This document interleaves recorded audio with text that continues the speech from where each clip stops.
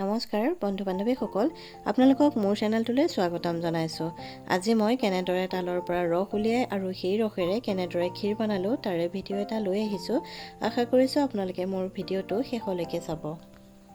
প্ৰথমতে মই তালৰ ওপৰৰ বাকলিবোৰ গুচাই লৈছোঁ। আপোনালোকেও এইদৰে গুচাই ল'ব। তালৰ ৰসেৰে বহু ধৰণৰ পিঠা বনাই খাব পাৰি, কিন্তু মই আজি পিঠা নবনাওঁ, মই ক্ষীৰহে বনাম। তালৰ ৰস দি পেলাই আপোনালোকে মালপোৰা, বৰপিঠা, পাতত দিয়া পিঠা আৰু ৰুটিও বনাব পাৰি। গৰমত তালৰ ৰসৰ চৰবত বনাইও খাব পাৰি। এই ৰসে আমাৰ শৰীৰ ঠাণ্ডা কৰি ৰাখে। মই গুচোৱা ধৰণে আপোনালোকেও তালটো পৰা এই ওপৰৰ বাকলিখিনি গোটেই গুচাই ল'ব। মোৰ গুচোৱা হৈ গ'ল।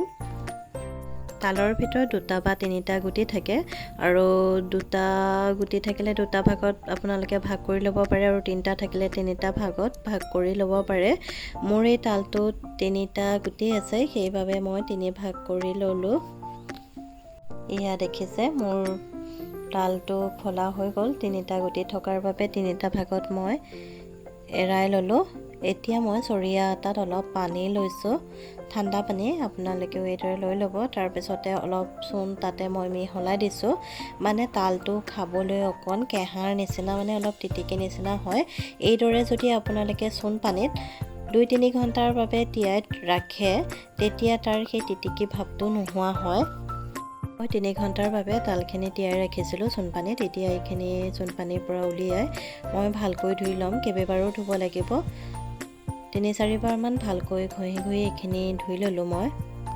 তাৰপিছত মই চাউল চালা চালনী এখন ভালদৰে ধুই ল'লোঁ, আৰু চালনীৰ তলত মই চৰিয়া এটা লৈ লৈছোঁ। তাৰপিছত এয়া তালৰ গুটিবোৰ চালনীখনত মই পিহি দিছোঁ, তেতিয়া তললৈ ৰসটো গুচি যায়গৈ। এনেদৰে আটাইকেইটা গুটি মই চালনীত পিহি ল'লোঁ। এয়া দেখিছে, ভালেমানখিনি তালৰ ৰস ওলাইছে।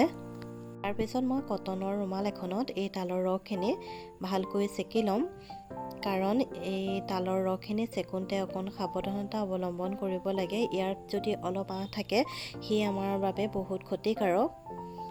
আপোনালোকে কটনৰ ৰুমালৰ পৰিৱৰ্তে কটনৰ কাপোৰো ব্যৱহাৰ কৰিব পাৰে। তাৰপিছত আধা ঘণ্টামান মই জহা চাউল আধা টেমামান তিয়াই ৰাখিলোঁ পানীত।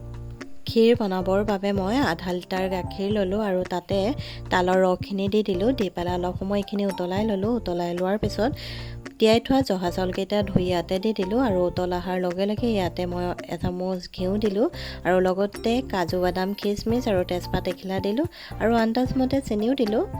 দি পেলাই এইখিনি ভালকৈ মই সিজাই ল'লোঁ। সিজাই লোৱাৰ পিছত মোৰ ক্ষীৰ বনোৱা হৈ গ'ল।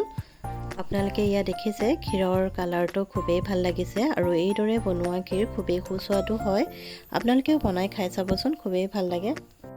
মোৰ অন্য এটা ভিডিঅ'ত তালৰ বৰপিঠা আৰু ভাপত দিয়া পিঠা কেনেদৰে বনাই আপোনালোকক দেখুৱাবলৈ অলপ চেষ্টা কৰিম। আশা কৰিছোঁ আপোনালোকে তালৰ ৰসেৰে বনোৱা ক্ষীৰৰ ভিডিঅ'টো চাই ভাল পালে। মোৰ ভিডিঅ'টোত এটা লাইক, কমেণ্ট, আৰু যিসকলে নতুনকৈ চাইছে অনুগ্ৰহ কৰি মোৰ চেনেলটো ছাবস্ক্ৰাইব কৰি দিব।